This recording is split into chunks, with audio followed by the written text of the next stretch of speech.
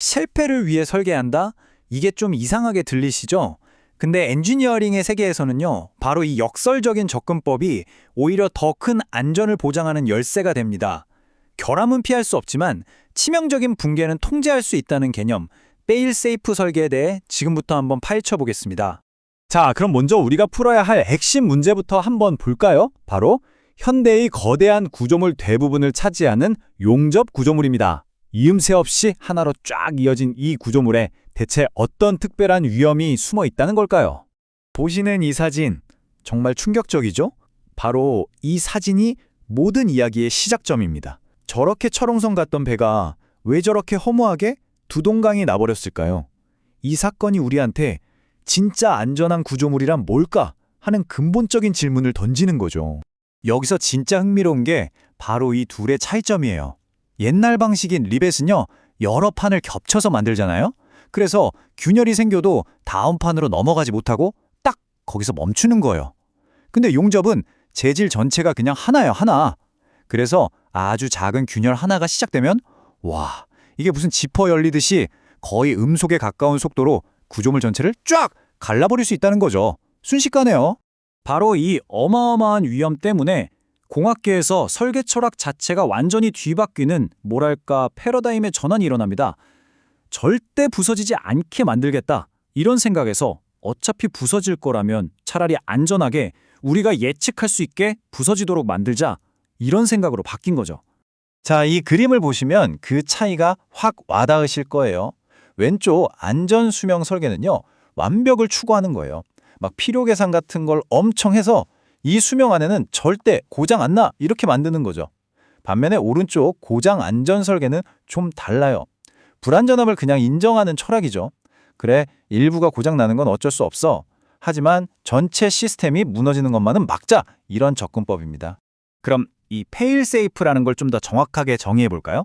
그러니까 구조물을 이루는 여러 부품 중에 일부에 문제가 생겨서 망가지더라도 그게 전체 시스템의 붕괴, 그러니까 완전 박살나는 걸로 이어지지만 않으면 된다는 사상이에요. 쇠사슬 생각하시면 쉬워요. 고리 하나가 뚝 끊어져도 전체 사슬이 와르르 무너지는 건 막는 거죠. 자, 그럼 이제 이론은 충분히 봤으니까 실전으로 한번 넘어가 볼까요? 엔지니어들이 이 멋진 페일세이프 철학을 현실로 만들기 위해서 쓰는 뭐랄까 비장의 무기 같은 4가지 기법이 있거든요. 이걸 하나씩 뜯어보겠습니다. 그 4가지가 뭐냐면요. 바로 여유도 확보, 파단전 누설, 균열 정지 장치, 그리고 마지막으로 의도적 취약부 설계입니다. 이름만 들으면 좀 어렵죠? 괜찮아요. 하나씩 자세히 들여다보면 하실 겁니다. 자, 첫 번째 기법입니다. 이건 아마 가장 직관적이고 이해하기 쉬우실 거예요. 바로 백업, 그러니까 예비 선수를 넉넉하게 둬서 여유를 확보하는 거죠. 원리는 아주 간단해요. 이 그림처럼 여러 개의 기둥으로 받치고 있는데 그중 하나가 툭 부러졌다고 쳐요. 그래도 괜찮아요.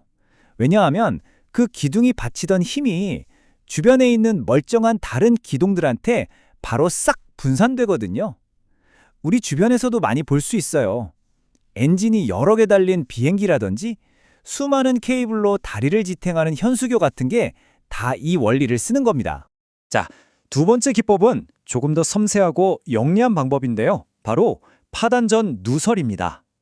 이건 뭐랄까 구조물 안에다가 경고 시스템을 미리 심어 놓는 거라고 생각하시면 돼요. 와, 이 원리가 정말 기가 막힌데요? 예를 들어 고압가스가 흐르는 파이프가 있다고 해봐요. 시간이 지나면서 피로 때문에 미세한 균열이 생길 수 있겠죠? 이 균열이 점점 자라다가 파이프 전체가 뻥 하고 터져버리면 이건 대형 사고잖아요. 이걸 파단이라고 하는데 그렇게 되기 전에 이 균열이 파이프 두께를 먼저 뚫고 나와서 가스가 살짝 누설되게끔, 즉 새어나오게끔 설계하는 거예요. 작은 누수로 큰 폭발 사고를 막는 거죠. 정말 똑똑하지 않나요? 바로 이 누설 덕분에 우리는 재앙을 막을 수 있는 골든타임을 확보하게 되는 겁니다. 일단 가스가 새기 시작하면 압력계가 압력이 떨어지네? 하고 바로 감지해서 경고를 보내겠죠? 그럼 우리는 뭘 할 수 있죠? 그렇죠. 즉시 시스템을 멈추고 안전하게 수리할 수 있는 귀중한 시간을 버는 겁니다. 세 번째 기법은 균열 정지 장치입니다. 이름 그대로예요. 파괴를 향해서 막 달려오는 균열 앞에다가 물리적인 바리케이드를 쳐서 막아버리는 거죠. 어떻게 막냐고요? 용접으로 하나가 된 구조물 중간중간에 일부러 훨씬 더 질기고 튼튼한 특별한 재료를 끼워 넣는 거예요. 그럼 미친 속도로 달려오던 균열이 이 단단한 균열 정지 장치를 딱 만나면 더 이상 나아갈 힘을 잃거나 방향이 꺾여서 멈춰버리는 거죠. 말 그대로 구조물의 방어벽 같은 역할을 하는 셈입니다. 자, 드디어 마지막 네 번째 기법인데요. 이건 지금까지 나온 것 중에 가장 역설적이고 재밌는 아이디어일 거예요. 뭐냐면 일부러 특정 부품을 약하게 만들어서 너 먼저 부서져라 하고 설계하는 겁니다. 이걸 희생양 부품이라고 생각하면 이해가 아주 쉬워요. 이 그림처럼 수억 원짜리 엄청 비싼 모터가 있다고 해봐요. 여기에 과부하가 걸리면 모터가 타버릴 수 있잖아요.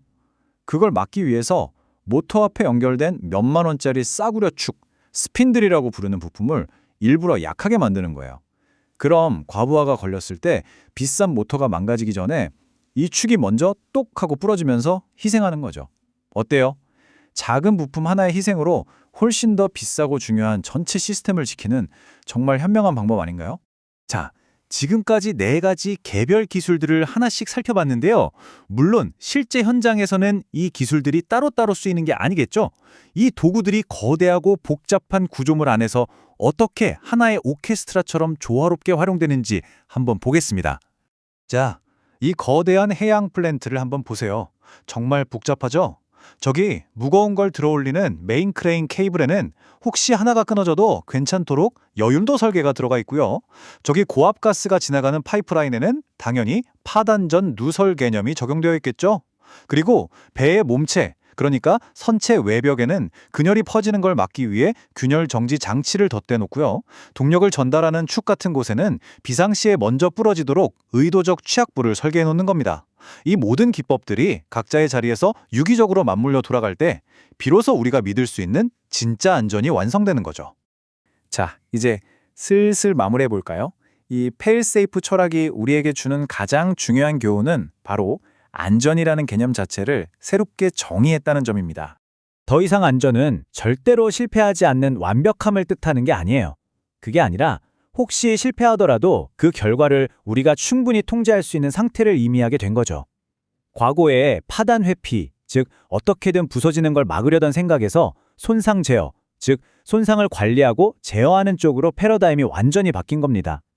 바로 이 위대한 철학 덕분에 우리는 불안전할 수밖에 없는 이 세상에서 진정으로 안전한 구조물을 만들어낼 수 있게 된 거고요. 마지막으로 이 한 문장을 꼭 기억해 주셨으면 좋겠습니다. 통제 가능한 결함은 더 이상 재앙이 아니다. 이게 바로 핵심입니다. 불가능한 결함 재료를 쫓는 대신 부분의 작은 희생으로 전체의 생존을 지키는 것. 이게 바로 가장 현실적이고 강력한 현대공학의 안전 철학인 거죠. 아마 오늘 이후로 여러분은 우리 주변의 거대한 다리나 건물, 배 같은 구조물들을 볼 때 완전히 새로운 시각으로 보게 되실 겁니다.